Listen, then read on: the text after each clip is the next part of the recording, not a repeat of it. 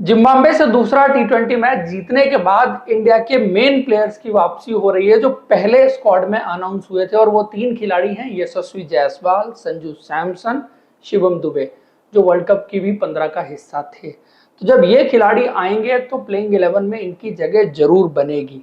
ऐसे में तीन खिलाड़ी प्लेइंग 11 से बाहर भी जाएंगे। कौन कौन से वो तीन खिलाड़ी होंगे, टीम की प्लेइंग 11 क्या बनेगी, और सबसे इंपॉर्टेंट सवाल, अभिषेक शर्मा पिछले मैच के सेंचुरियन, क्या वो ओपन करेंगे या मिडिल ऑर्डर में जाएंगे, और ओपनिंग करेगा तो कौन करेगा, उसी पर इस वीडियो में डिटेल में बात करेंगे। तो ओपन से ही शुरू कर लेते हैं और सबसे इंपॉर्टेंट सवाल से ही शुरू कर लेते हैं। अभिषेक शर्मा ने एक बहुत ही जबरदस्त पारी एज ए ओपनर खेली है, लेकिन आप अगर अभिषेक शर्मा का गेम देखें ओवरऑल, स्पिनर के खिलाफ उनका गेम बहुत अच्छा है, और जिस आसानी से स्पिनर्स के खिलाफ वो छक्के लगाते हैं, और सिर्फ एक तरफ नहीं, विकेट के दोनों तरफ लगाते हैं। इनसाइड आउट भी बहुत अच्छा लगाते हैं, लेग साइड में भी उनका आर्क जिस तरह का है, स्विंग जिस तरह का है, बहुत आसानी से छक्के लगाते हैं। कदमों का इस्तेमाल करके आगे से भी लगाते हैं और पीछे से भी पुल करके बैकफुट से भी बहुत अच्छे शॉट्स लगाते हैं। तो स्पिनर्स के खिलाफ उनका गेम जो है ना, बहुत वर्सेटाइल है, डायनामिक है। लेकिन अगर उनका गेम अगेंस्ट फास्ट बॉलिंग किया जाए तो वो बहुत बड़ा क्वेश्चन मार्क है, और उसमें बहुत बड़ा स्कोप ऑफ इंप्रूवमेंट है, क्योंकि वो नेचुरल ओपनर नहीं है। अगर आप उनकी शुरुआती क्रिकेट देखें from age group cricket, under 19, 16, वहां पर वो मिडिल ऑर्डर बैट्समैन की तरह ही शुरू किया था। पिछले 2 साल से उन्होंने पंजाब के लिए ओपन करना शुरू किया, साथ में उनको आईपीएल फ्रेंचाइजी में भी ओपन कराया गया है। लेकिन ये वाली जो कमी है, against fast bowler, early on quality fast bowler उनको चैलेंज करते हैं। ये चैलेंज उनको आईपीएल में भी देखने को मिला था। हालांकि आईपीएल में इस बार जिस तरह के विकेट थे, वहां पर बॉल बहुत सीधा आ रहा था, और बॉल जब बहुत सीधा आता है तो थ्रू द लाइन शॉट्स मारना बहुत आसान होता है। लेकिन वही बॉल अगर थोड़ा सा बैरी कर जाए, थोड़ा सा बाउंस में वेरिएशन हो जाए, थोड़ा सा मूवमेंट हो जाए, फिर वो बहुत चैलेंजिंग हो जाता है। और खास करके अभिषेक शर्मा, जिस तरह का उनका स्टांस है, जिस तरह का उनका बैट स्विंग है और बैट लिफ्ट है, मोस्ट इंपॉर्टेंट थिंग, बिकॉज इतनी बैट लिफ्ट के साथ आप इन कंडीशंस में अच्छे फास्ट बॉलर के खिलाफ सरवाइव नहीं कर सकते, वो आपके लिए काफी चैलेंजिंग होगा।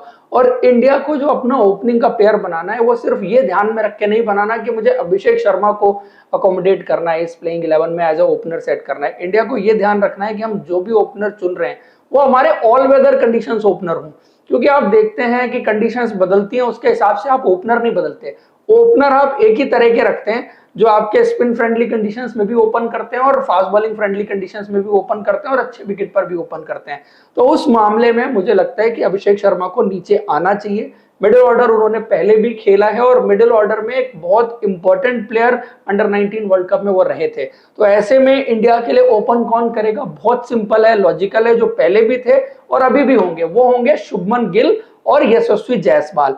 यशस्वी जायसवाल का आप सबको पता है कि क्यों वो इस इंडियन टीम में एज ए ओपनर एक फिक्स्ड कैंडिडेट है। शुभमन गिल ओवरऑल क्वालिटी और क्लास आपको पता है, लेकिन टी20 क्रिकेट में समहाउ अभी तक वो डिकोड नहीं कर पाए हैं कि किस तरह से इनिंग कंस्ट्रक्ट करनी है और किस तरह से आगे लेके जानी है। कई बार वो चांस लेने में बहुत डिले करते हैं, कई बार वो चांस लेने के लिए बहुत जल्दी कर देते हैं। तो ये थोड़ा सा फॉर्मूला डिकोड करने वाली चीज है जो शुभमन गिल को टी20 क्रिकेट में करनी है।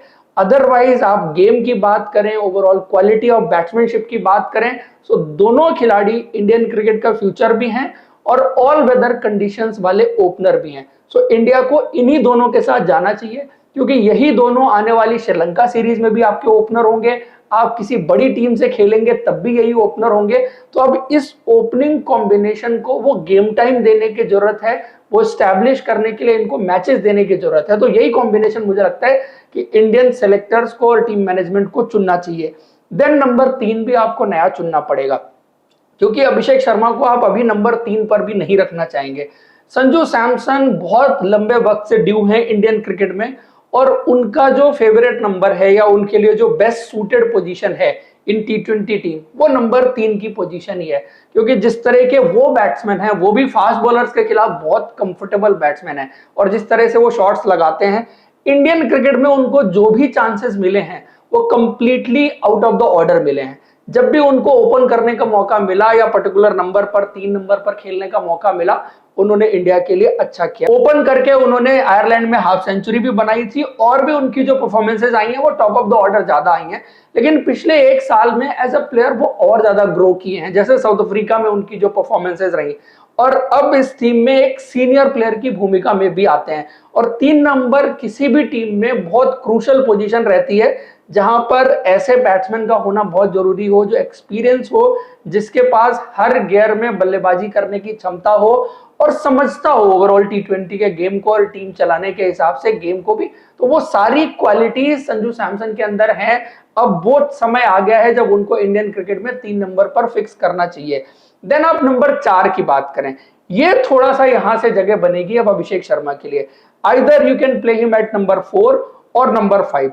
शायद मैं नंबर 4 पर रियान पराग को रखना चाहूंगा, क्योंकि रियान पराग को मैंने देखा है कि नंबर 4 पर वो ज्यादा कंफर्टेबल हैं। और आप देखिए जितनी उन्होंने क्रिकेट आईपीएल में खेली, अच्छा किया, वो नंबर 4 पर किया। उसके अलावा आप उनको डोमेस्टिक क्रिकेट में देखेंगे, आसाम के लिए जो खेलते हैं वो नंबर 4 पर ही खेलते हैं।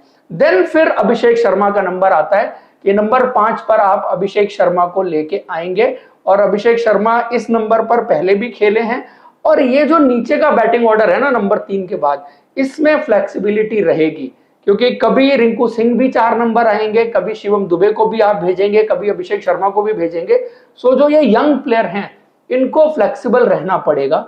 कभी रोहित शर्मा ने कहा था कि जो नए नए प्लेयर आते हैं उनको वो फ्लेक्सिबिलिटी रखनी पड़ेगी according to the team requirement. So जो टीम की रिक्वायरमेंट होगी तो कभी वो इस्तेमाल होंगे, कभी नहीं होंगे।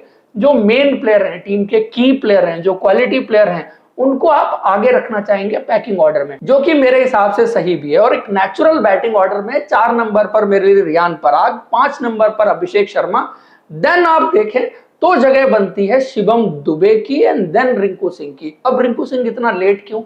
बीइंग अ सीनियर प्लेयर, वो पोजीशन बहुत क्रूशल है गेम खत्म करने के पॉइंट ऑफ व्यू से, और उनका एक्सपीरियंस इन खिलाड़ियों के जब पीछे रहता है तो वो एक फ्रीडम देता है कि अभी रिंकू का आना बाकी है, तो ये खिलाड़ी और एक्सप्रेसिव होके खेल सकते हैं, वो फ्रीडम के साथ खेल सकते हैं।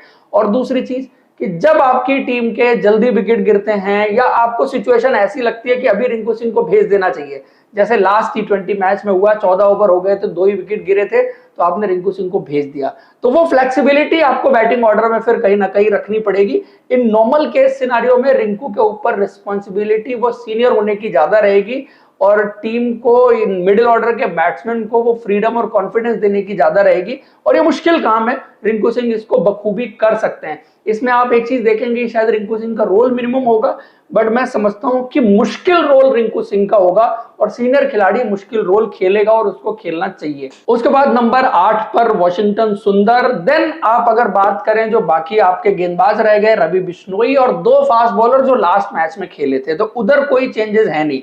आपके जो मेन चेंजेस थे वो टॉप ऑफ द ऑर्डर में थे, बैटिंग ऑर्डर में थे। अब इसमें जो खिलाड़ी छूट गए उनकी बात कर लेते हैं। ऋतुराज गायकवाड़, उन्होंने पिछले मैच में एक 77 रन की पारी खेली, लेकिन ऋतुराज गायकवाड़ का रोल इस टीम में इतना ही है कि वो एज अ बैकअप ओपनर इस टीम के साथ है। जब आपके सारे ओपनर वापस आ गए हैं तो कहीं ना कहीं ऋतुराज गायकवाड़ को जगह बनानी पड़ेगी।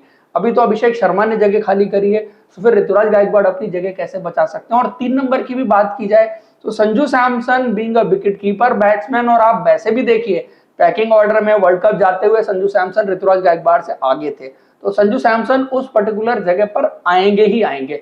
तो कहीं ना कहीं जो उनका ओपनर के साथ कंपटीशन है वहां पर भी वो सेकेंडरी है, जहां पर नंबर 3 का कंपटीशन है वहां पर भी वो सेकेंडरी है। सो वो टीम के साथ एक बैकअप प्लेयर की तरह ही है। जब सारे मेन प्लेयर वापस आ गए तो फिर उनको अपने रोल में वापस जाना पड़ेगा। उसके बाद जो शिवम दुबे की वापसी हो रही है तो वो तो खेलेंगे ही खेलेंगे।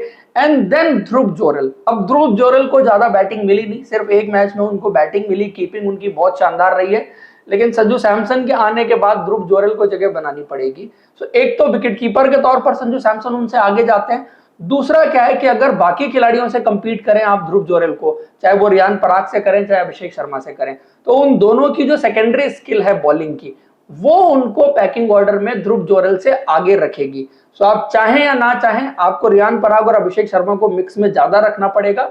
रादर देन आप ध्रुव जुरैल को अननेसेसरी अब यहाँ पर फिट इन करने की कोशिश करें। करने को आप कर भी सकते थे कि आप डाउन द ऑर्डर आपको एक स्पेसिफिक प्लेयर मिल जाता उस रोल के हिसाब से, बट जो मल्टी यूटिलिटी प्लेयर हैं ये दोनों, अभिषेक शर्मा और रियान पराग, इस वजह से इन दोनों को प्लेइंग 11 में फीचर कराना इंडियन टीम की रिक्वायरमेंट के हिसाब से बहुत जरूरी है, क्योंकि आप 5 गेंदबाजों के साथ खेल रहे हैं, छठा ऑप्शन यही दोनों गेंदबाज हैं। तो दोस्तों ये कुछ टीम का combination, batting order, opening pair और नंबर 3 की पोजीशन बन रही है। आपको क्या लगता है आप भी बताइए। आपको वीडियो और डिस्कशन अच्छा लगा है तो लाइक जरूर करें, और अब तक आपने सब्सक्राइब नहीं किया तो सब्सक्राइब कर लीजिए। Thank you, see you in next video.